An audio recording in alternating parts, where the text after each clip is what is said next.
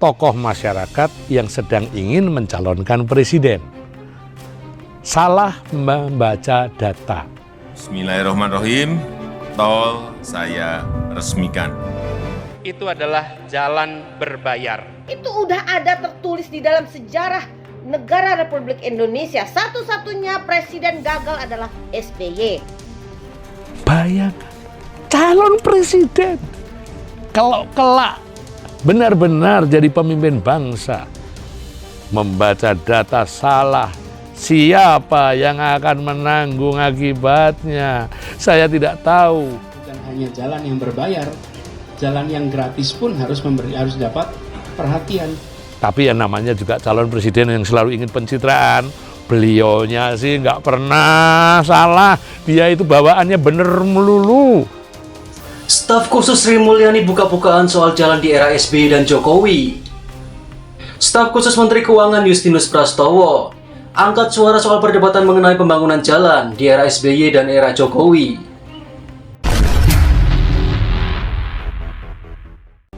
Tokoh masyarakat yang sedang ingin mencalonkan presiden. Salah membaca data. Bismillahirrahmanirrahim, tol saya resmikan. Itu adalah jalan berbayar. Calon pemimpin bangsa membaca data saja kok keliru. Nah, Kalau coba saya bandingkan dengan pemerintahan 10 tahun yang lalu. Di zaman Presiden Pak SBY, jalan tak berbayar yang dibangun adalah sepanjang 144.000 atau 7,5 kali lipat. Satu-satunya presiden yang banyak proyek mangkrak adalah era SBY. Hah? Fakta loh. nah itulah yang terjadi, maaf, yang diucapkan oleh Bung Anies Baswedan ketika milad 21 PKS tanggal 20 Mei. Kalau coba saya bandingkan dengan pemerintahan 10 tahun yang lalu. Di zaman Presiden Pak SBY, jalan tak berbayar yang dibangun adalah sepanjang 144.000 atau 7,5 kali lipat. Setelah itu memang terjawab dari kantor Kementerian PUPR lewat Dirjen Bina Marga menghadirkan data yang akurat. Mengatakan bahwa apa yang diucapkan Bung Anies Baswedan keliru, sangat mendasar. Bila dibandingkan dengan jalan nasional, di pemerintahan ini membangun jalan nasional sepanjang 590 km. Di era 10 tahun sebelumnya 11.800 km. 20 kali lipat. Itu terdiri jalan nasional, provinsi, kabupaten, dan itu peningkatan status saja. Bukan membuat jalan baru. Sebab kalau membuat jalan baru sepanjang 144.825 km sesuai data dari Kementerian PUPR ini, itu membutuhkan anggaran yang luar biasa. Ia menyebut setiap pemimpin pasti berlomba-lomba membangun infrastruktur demi melayani rakyat, peningkatan investasi, penurunan biaya logistik, dan meningkatan aktivasi ekonomi daerah. Maka tak heran anggaran infrastruktur menunjukkan tren peningkatan. Namun, Justinus mengingatkan, pembangunan jalan adalah tentang kontinuitas, yaitu bertahap dan berkelanjutan. Tahap-tahap yang tentu memakan waktu yang tidak sedikit, hingga sangat mungkin menjadi tongkat estafet antar periode, kata Justinus dalam Twitternya @prastaw Rabu 24 Mei. Pada periode 2019-2023, pemerintah melalui Anggaran Pendapatan Belanja Negara (APBN) mengeluarkan rata-rata 374,2 triliun mengakselerasi pembangunan infrastruktur. Khusus pada 2022, realisasi anggaran infrastruktur mencapai 374,7 triliun.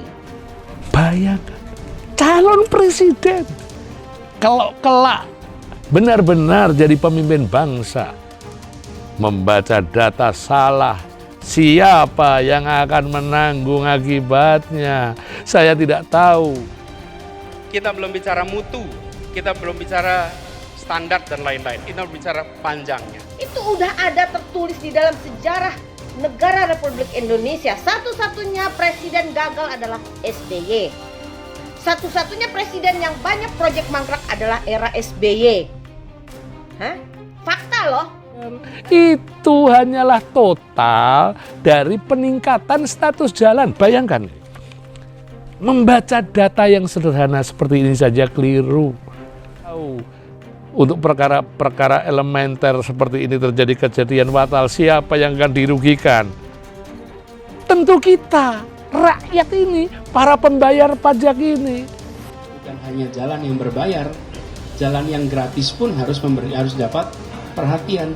Tapi yang namanya juga calon presiden yang selalu ingin pencitraan, beliaunya sih nggak pernah salah. Dia itu bawaannya bener melulu. Melalui belanja non-kementerian atau lembaga, 97,4 triliun, pembiayaan anggaran 81,9 triliun, dan belanja kementerian atau lembaga 189,3 triliun. Beberapa output yaitu pembangunan bendungan 34 unit, pembangunan jaringan irigasi 936,6 km, dan pembangunan jalan 540,25 km. Publik sedang ramai membandingkan panjang jalan hasil pembangunan antar pemimpin antar periode. Hal yang menurut saya kurang tepat, karena sejatinya pembangunan jalan adalah tentang kontinuitas, bertahap dan berkelanjutan. Saya bahas ya. Ia mengatakan, ketika jalan sudah jadi, belum tentu langsung dicatat sebagai jalan nasional di Keputusan Menteri Pekerjaan Umum dan Perumahan Rakyat (PUPR). Ia menyebutkan, panjang jalan yang dicatat oleh Badan Pusat Statistik didasarkan pada Kepmen PUPR yang perubahannya disebabkan oleh 3 hal: peningkatan status jalan, upgrade, penurunan status jalan, downgrade, dan pembangunan jalan baru. Dengan kata lain, perubahan panjang nasional pembangunan jalan baru, kata Justinus. Ia membeberkan pembangunan jalan baru yang masuk dalam Kementerian PUPR pada periode 2015-2022 tercatat 1.153 km. Angka tersebut tidak dapat dipisahkan dari 64 km jalan baru yang tuntas pada periode 2004-2014. Kemudian total 1.217 km panjang jalan baru dari 2004-2022 tidak dapat dipisahkan dari 9.191 km jalan nasional yang telah dibangun selama 2010 ke 2022. Dari total jalan nasional yang telah dibangun, sekali lagi ini tentang kontinuitas. Terima kasih Pak Jokowi, terima kasih Pak SBY, terima kasih Bu Mega, dan para presiden sebelumnya, kata Justinus.